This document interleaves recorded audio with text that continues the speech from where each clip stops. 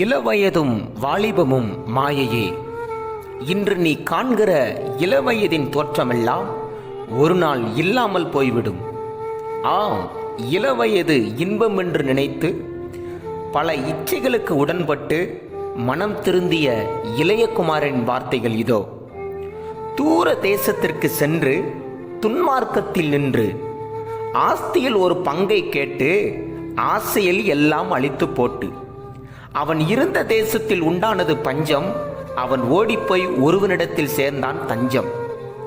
தகப்பனிடத்தில் இவனுக்கு இல்லை நன்றி, தகப்பனை விட்டு போனதால் கிடைத்தது பன்றி.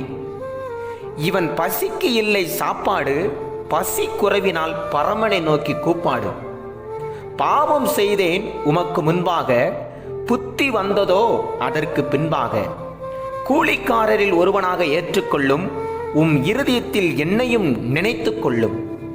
ஆம், கலங்கி வந்த மகனை கட்டிக்கொண்டார், திரும்ப வீட்டில் ஏற்றுக்கொண்டார். ஆமேன். இளைய குமாரன் கெட்ட குமாரன் அல்ல, தகப்பனின் இருதயத்தை தொட்ட குமாரன். ஆம், இளைய குமாரனுக்கு இழந்தது கிடைத்தது, மூத்த குமாரனுக்கு மொத்தமும் கிடைத்தது. ஆமேன், ஆமேன், ஆமேன்.